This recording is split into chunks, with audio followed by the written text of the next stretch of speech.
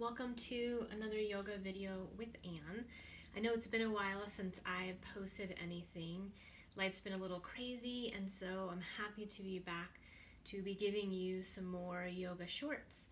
So today the video that we're going to work on is for the psoas, which is a deep-seated hip flexor muscle, and it's spelled P-S-O-A-S. It's one of the most important muscles in the body. It's the biggest and strongest muscle of the hip flexors. It's a deep-seated muscle that originates at the base of the lumbar. It runs along the pelvis over the pubis, and it inserts on the inside of our femur bone. There's a knobby point there, a little bump, called a lesser trochanter. And it affects our posture and helps to stabilize our spine. Because of our sitting culture, most of us have pretty tight, short, shrunk psoas muscles, and so today we're going to do some poses to help us to allow it to release, to relax, to lengthen somewhat. And just a reminder that you are responsible for your own yoga practice. You honor your body today, modify or come out of a pose when you deem that to be necessary. Don't force your body into any yoga pose. If it doesn't feel okay, don't do it. So no pain. Intense sensation, discomfort are okay in yoga, but not pain. So let's get started. We're going to come to lie down. Oh, and just to mention, if you have a yoga block, I would recommend having your yoga block available. If you don't, a book will work, or we have other options as well. But that's an awesome item to have if you have that. I'm going to set that out of the way so I'll have it ready when I need it. And then I'm sitting on a yoga blanket right now. So if you don't actually have a yoga blanket, any blanket, beach towel, big bath towel will work. If it's a blanket that can fold easily, that's the best kind to have. So I'm going to come off of my blanket. I'm going to come to lie down, and I like to have something under my head so you can see how my blanket is folded to support my head. And we'll come to lie down with the knees bent, feet on the mat. Your feet are about hip distance apart and a little bit in front of your knees. So you want to feel the firmness of your feet into the mat, not pressing too hard. Just feel the sensation of your roots, your feet, the foundation of your body in the mat. Your arms can be just down by your sides in a comfortable position.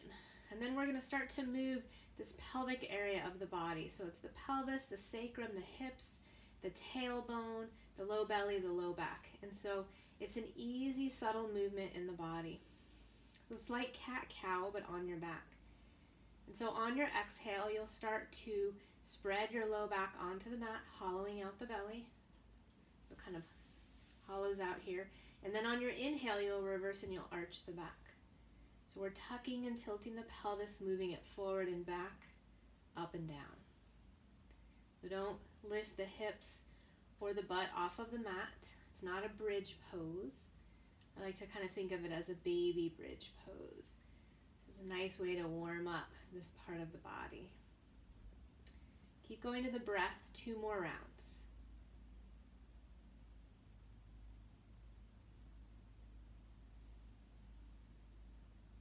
And once you're complete, you'll come back to a neutral spine, neutral pelvis.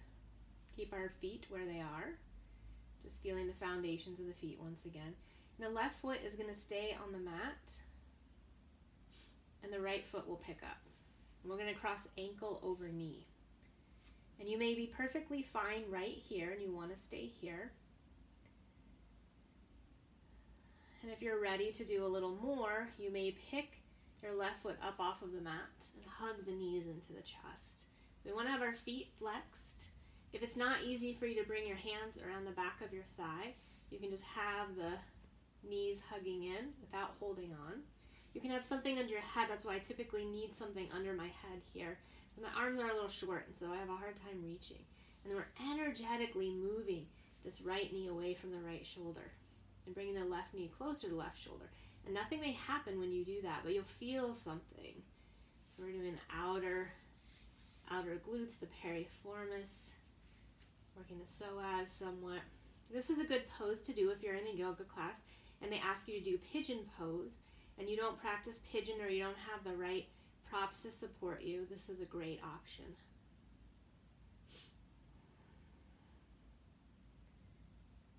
And I'm going to let go of my legs, but I'm going to keep my ankle crossed over my knee. So my right foot's going to come back down to the mat. And then my left foot is going to come on over to the side in what's called sleeping pigeon. Your arms can be in a comfortable position for you. And again, you can decide here, you want to energetically move that right knee away from the right shoulder. Or you can be a little more relaxed here.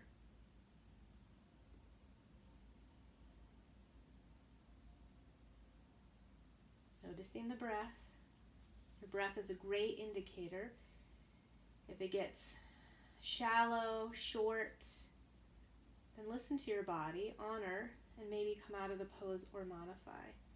We'll start to pick our feet back up, coming back to constructive rest with the knees bent, feet on the mat. Coming back to neutral shoulders, hips, just checking in with the two sides.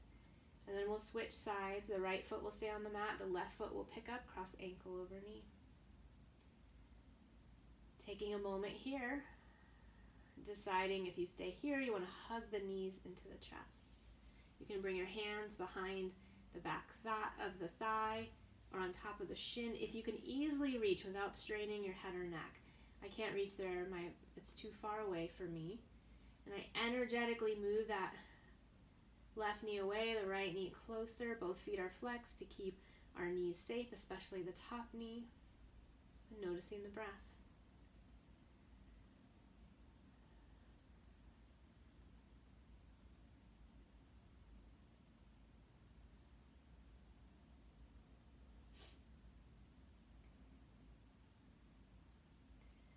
We'll release, bringing the foot back to the mat, ankle stays over the knee. Then we'll come into that sleeping pigeon twist. Bringing the foot down to the mat, energetically moving your knee away, arms are out in a comfortable position. You also have the option to just be relaxed here. But decide what you want to do here. If you want to get a little more in those glutes and that outer hip, a little more in the psoas.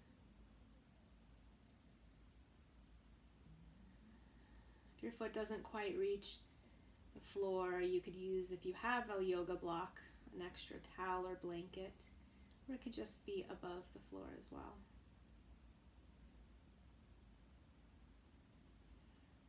We'll bring those feet back up, uncross both feet on the mat, taking a moment here.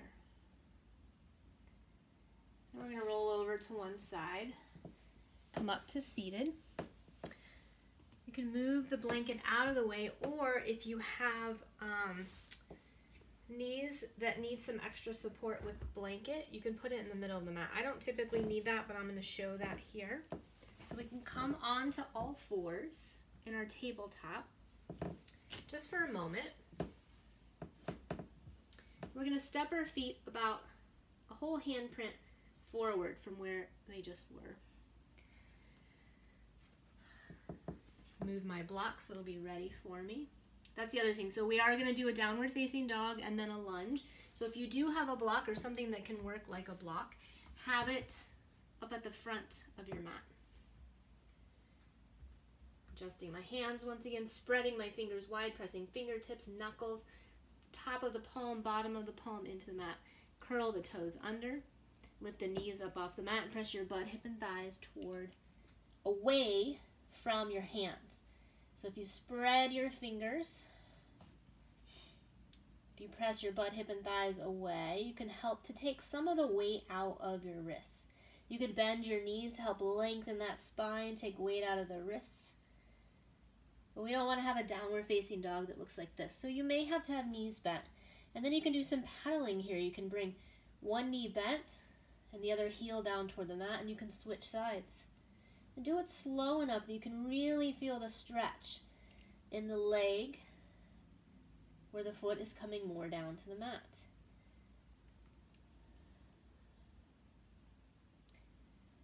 If you're pedaling, finish the round you're in and do 2 more. And then you'll come back to being still.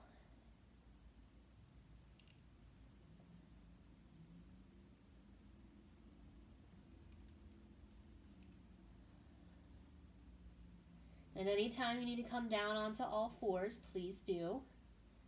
It can be an intense pose, especially if you're new to yoga, have wrist issues. Let's bring our knees down to the mat. If you have wrist issues, you have the option to be on forearms, and that's called dolphin. You just make sure that your elbows are right under your shoulders, your forearms are parallel, and your fingers can be spread wide or interlaced. So we're going to come into a low lunge, but I'm going to turn so that you can see my legs as I come into this pose. So let's bring the right foot forward. And then you're going to start to heel toe your foot off to the side. So you want to make sure that your knee stays right above your ankle. So sometimes I see this happen or this. So we want to be at a lunge where we're safe, but we're also working to get into the psoas muscle. You could just stay right here on your hands. You might use a block to either support your forearms, be a little bit higher. So I'll come back so that you can see my side profile. I just want to make sure that your foot is in a good, safe spot. And then we check the breath here. And as we hold this pose, you may find that you start to open up and you're able to come lower. And you may find as you open up, it becomes more intense and you need to come higher up. So be mindful of that for your body. Notice your breath. We hold this a little bit longer than we would hold a regular lunge. And here we're getting into that psoas muscle, the connective tissue. This is called lounging lizard.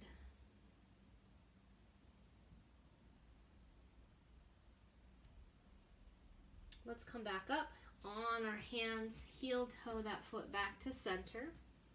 And then you'll come back to your tabletop and you'll step the other foot forward. You'll start to heel toe your foot off to the side, and you make sure that your knee is still right over your ankle. So sometimes the knees fall out or in, so this thigh's got to also be active so that the knee stays in a good, safe spot. And then you decide, you come down onto your hands, onto the block. Don't overdo it. Sometimes just even me having my hands on my block, that's plenty for me to open up that psoas muscle.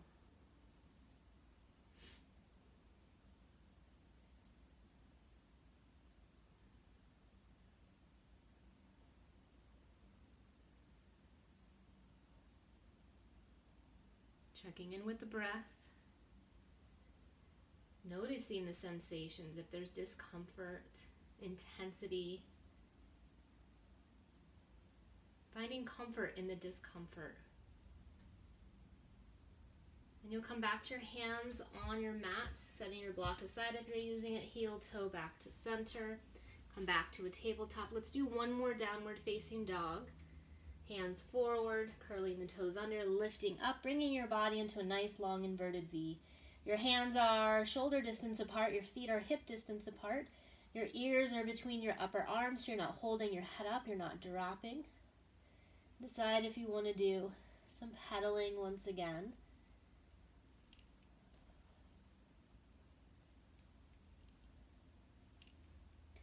Come down into a tabletop. We're going to have a seat. So for this next pose, we're not going to sit on anything. You're going to be right on your mat. I normally like to sit on a blanket for my seated poses, but for this one we won't. So we're going to sit tall. We're on those sit bones. The knees are bent, the feet are on the mat. So we're nice and tall in our spine. Chest is open.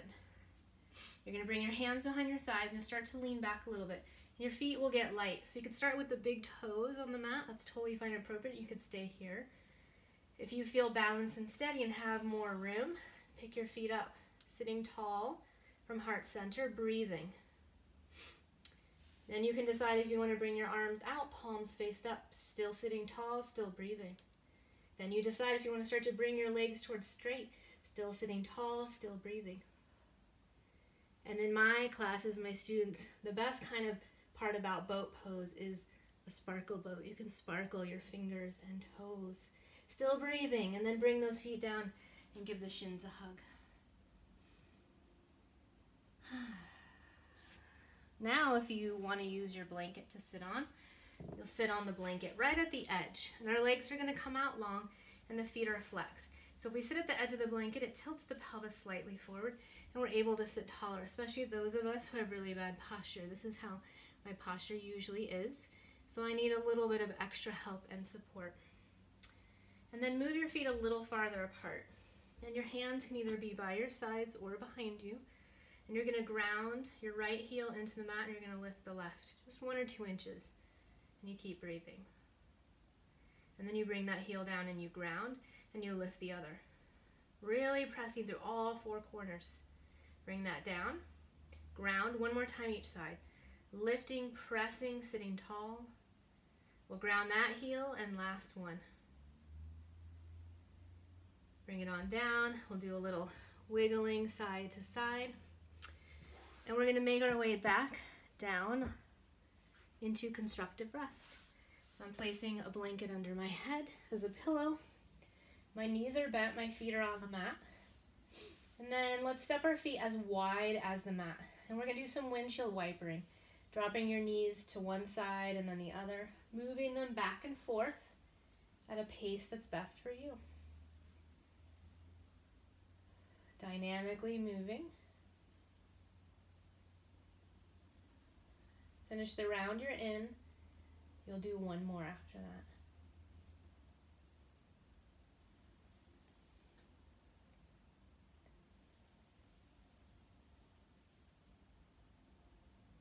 Coming back to typical constructive rest with the knees hip distance apart. Feet rooted in the mat when you're ready.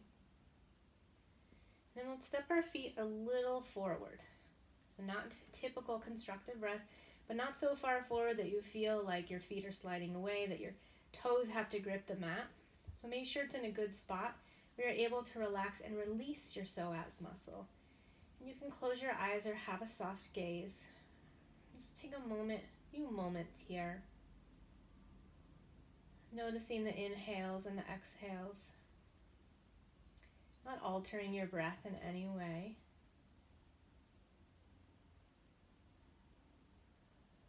As your body receives its next inhale, feel the expansion of your torso, your belly, your chest, your side bodies, your back. And as you exhale, feel the release, the contraction, the softening.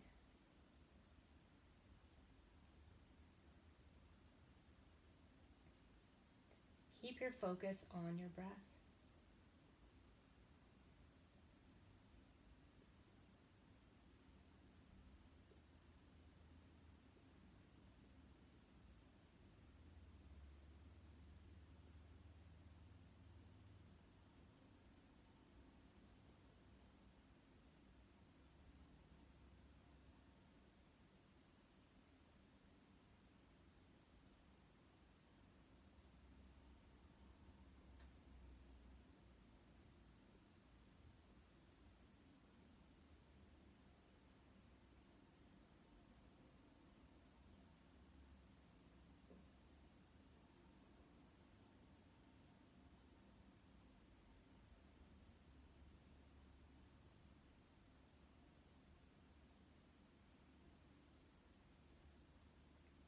You're going to start to deepen your breath.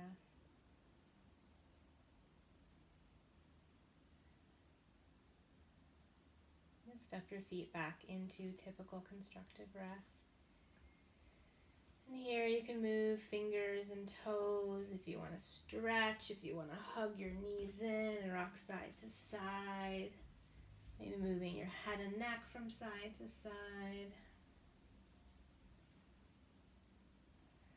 And then you'll eventually roll over to one side. Make your way back up to seated. Head comes up last.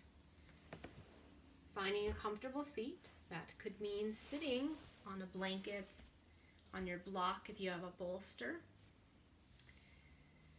We want to make sure that our sit bones feel even in whatever we're sitting on.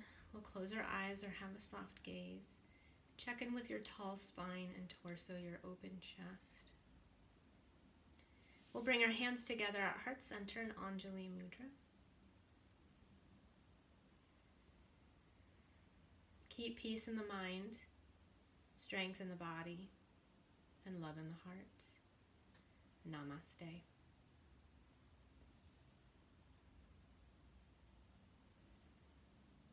Thank you for practicing yoga with me today. So March I focused on the psoas, and I had planned to video something in March, and that didn't happen. So the next video is going to be something about the feet, but if there are other things that you'd like to work on or try, let me know. You can email me ann@gofitgirl.com. You can comment below. You can find me on social media. I'm known as GoFitGirl on most social media, and on Instagram I'm the real GoFitGirl. Have a lovely day, and I hope to practice with you again soon. Thanks. Bye.